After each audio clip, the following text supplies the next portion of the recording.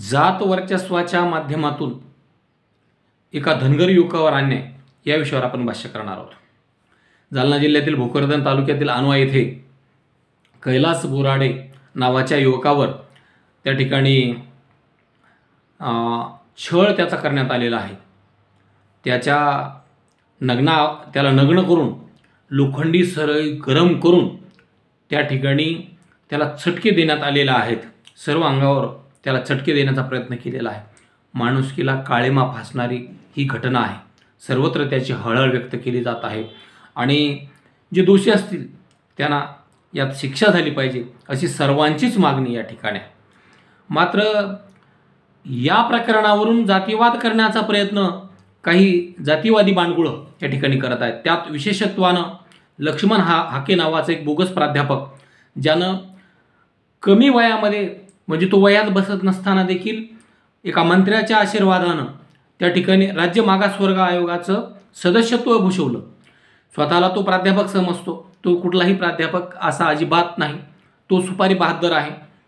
वाल्मिक कराडनं त्याला मोठ्या प्रकारचं समर्थन दिल्यामुळं जरांगे पाटलाच्या विरोधात त्यानं वडीगुद्रीला त्या ठिकाणी आमरण उपोषण केलं। वाल्मिक कराडनं वेगवेगळ्या तालुक्यामधून मराठवाड्यातल्या गाड्या लावून दिल्या आणि लोक पाठवले आणि या पाठीमागे धनंजय मुंडे आणि पंकजा मुंडे असल्याचं या ठिकाणी दिसून आलेलं आहे। कारण धनंजय मुंडे यांनी रात्रीच्या अंधारात तिथं जाऊन भेटले, तर पंकजा मुंडे त्यावेळेस कोणत्याच पदावर नव्हत्या। धनंजय मुंडे तर मंत्री होते आणि त्यांनी याला खतपाणी घातलं। तर हा लक्ष्मण हाके यानं मराठा समाजाला बदनाम करण्याचा वेढा उचललेला आहे की काय हे दिसून येते। कारण या प्रकरणाची कुठलीही शहानिशा न करता डायरेक्ट मराठा समाजाला आरोपीच्या कटघऱ्यामध्ये तो उभा करत आहे। तर हे खेदजनक आहे। आरोपी हा मराठा समाजाचा असला तरी त्याला जी काही शिक्षा असेल, अगदी फाशी जरी असेल, ती त्याला जरूर दिली पाहिजे। परंतु या प्रकरणावरून जर नाहीत त्या गोष्टी घडून आणल्या जात असतील तर हे मात्र शिवशाहू फुले आंबेडकरांच्या पुरोगामी महाराष्ट्राला भूषण आव्हान आहे। इतकंच नाही तर राज्यातले ज्येष्ठ नेते जे जवळपास 50 वर्ष झालं सार्वजनिक जीवनामध्ये काम करत आहेत, वेगवेगळे मंत्रिपद, गृहमंत्री, उपमुख्यमंत्री पद ज्यांनी भूषवलेले आहेत, असे ज्येष्ठ नेते स्वतःला ओबीसीचे नेते समजणारे, ते ओबीसीचे नेते नाही, कारण ते कधीही माळे जातीचं सोडून ओबीसीच्या व्यासपीठावर कधी गेले नाहीत। ते दलितांचा पुळका आणतात। तर दलितांनी ज्यावेळेस मोर्चा आणला होता हुतात्मा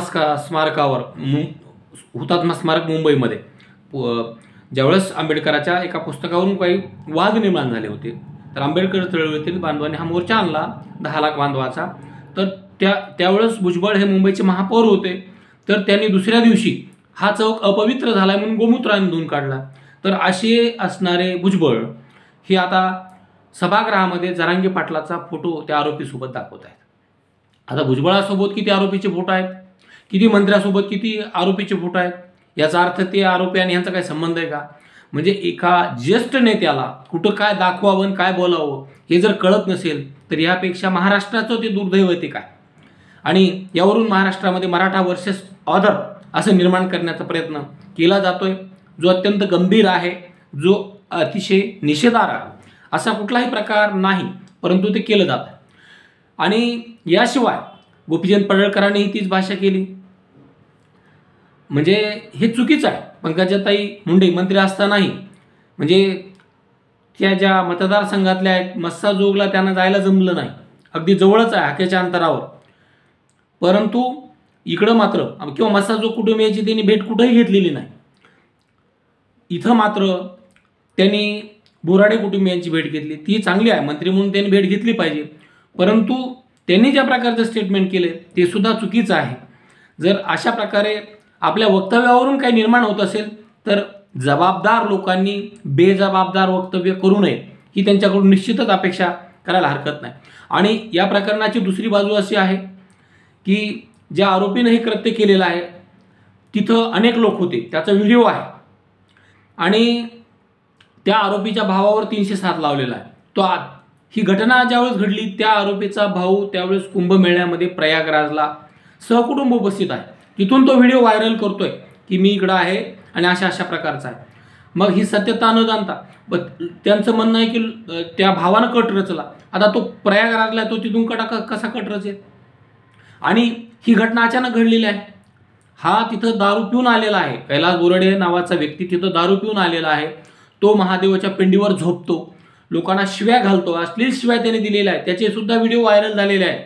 पोलिसांनी या सगळ्या प्रकरणाची चौकशी केली पाहिजे. दोषीला जरूर शिक्षा झाली पाहिजे, कठोरात कठोर शिक्षा झाली पाहिजे. मग ते मराठा असतील, माळे असतील किंवा अदर कोणी असतील, त्यात कुणाचीही गय केली जाऊ नये.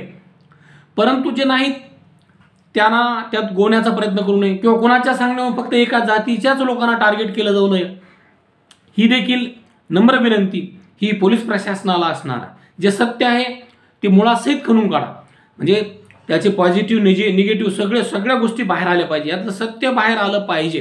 कारण ही घटनाच अशी आहे, यामुळं नाही तो प्रकार या ठिकाणी निर्माण होत आहे, जे नाही ते चित्र असल्याचं भासवलं जात आहे. तर हे अत्यंत निंदाजनक आहे.